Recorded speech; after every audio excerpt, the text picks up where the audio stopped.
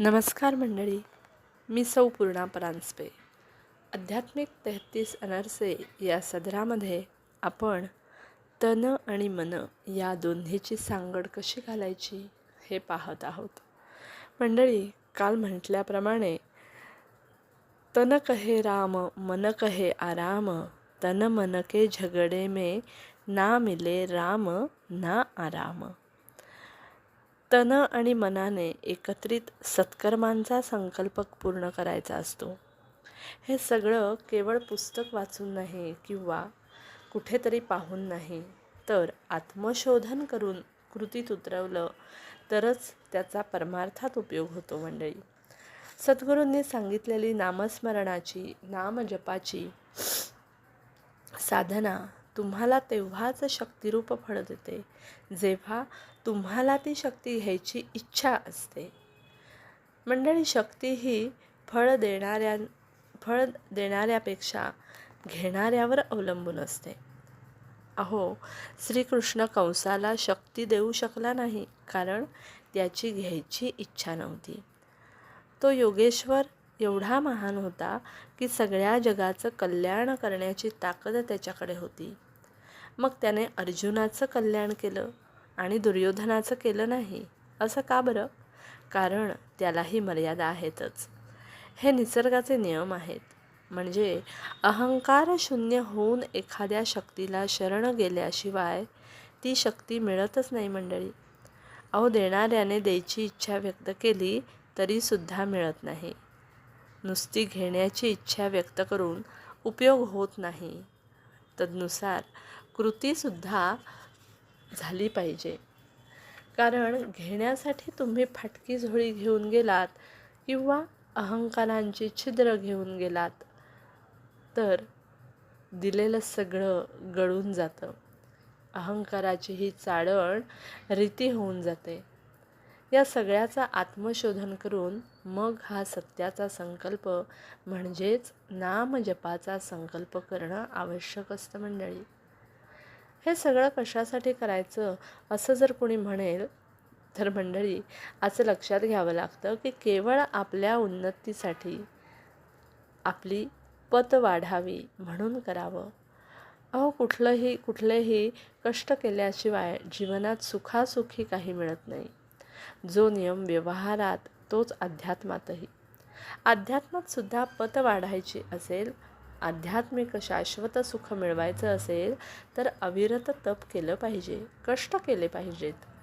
तप केल्याशिवाय पत वाढत नाही आणि पत वाढल्याशिवाय माणसाची प्रत वाढत नाही, सुधारत नाही. ही प्रत सर्व बाजूंनी सुधारण्यासाठी आपल्याला आवडेल तो सत्कर्मांचा संकल्प करून आपल्याला पारमार्थिक कल्याणाची अपेक्षा साधकाने वाढवली पाहिजे. सत्कर्मांचा संकल्प करून या पारमार्थिक कल्याणाची अपेक्षा साधकाने केली पाहिजे. मंडळी, विज्ञान असं सांगतं की 7 ते 11 या वर्षात, वयाच्या 7 ते 11 वर्षात परिवर्तनाची प्रक्रिया पूर्ण होते. शरीरातल्या सगळ्या पेशी 7 वर्षात, जास्तीत जास्त 11 वर्षात बदलून जातात. आणि या पेशींमध्ये जेव्हा निस्वार्थपूर्वक नामजप ओतला जातो मंडळी, तेव्हा त्यासंबंधी पेशी, सगळं शरीर, त्यानंतर अदृश्य मन, चित्त हे सगळं आपोआप शुद्ध व्हायला लागतं. पण त्याला किमान कालखंड आणि या आधी सांगितलेल्या आपल्या काही गोष्टी या अटींची पूर्तता केल्याशिवाय नुसतंच हे काही बदलून जाणार नाही. आणि आपल्या प्रापंचिक अडचणी असणारच, पण त्यांचं निवारण आपोआप होतं. या अडचणींचा बाऊ न करता, म्हणजेच राईचा पर्वत न करता संकल्प पार पाडला पाहिजे. अहो, नुसता निश्चय करून त्याच्यामागे फिरणं योग्य नसतं, नाही का? म्हणून मनुष्य जेव्हा एखादा संकल्प करतो तेव्हा त्या संकल्पांचे संस्कार त्या पेशींवर होत असतात. आणि तोच मनुष्य नंतर जेव्हा त्या संकल्पापासून परावृत्त होतो किंवा ती साधना विसरतो किंवा कुठल्या तरी क्षुद्र प्रापंचिक गोष्टीकरता संकल्पपूर्तीचा प्रयत्न करत नाही, तेव्हा मंडळी पेशींवर झालेले संस्कार त्याला सतत त्या संकल्पांचं स्मरण करून देतात आणि मग हा संघर्ष मनामध्ये रुखरुख निर्माण करतो मंडळी, आणि जी आपल्याला सतत रोखते, सतत ती रुखरुख आपल्याला लागते आणि त्या सततच्या क्षुद्र प्रापंचिक लोभामुळे मनुष्य त्याकडे दुर्लक्ष करतो. त्यातच त्या साध्य आणि साधन यांची दुर्दैवाने गल्लत होते आणि मनुष्य त्यापासून वंचित राहतो.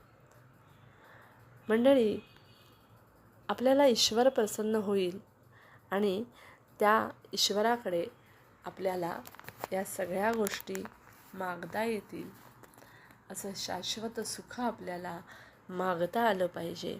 आणि म्हणून आपल्याला आपल्या मनाला या संस्कारांना पुढे आणून आपल्या हातून चांगले संकल्प कसे होतील, आपल्या शरीरावरती त्याचा परिणाम होऊन आपण या चांगल्या गोष्टींकडे कसे वळलो पाहिजेत हेच पाहणं आवश्यक आहे.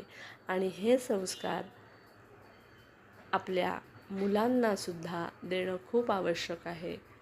आणि त्यासाठी मंडळी, या मुलांना चांगल्या संस्कारांची गरज अतिशय आवश्यक आहे.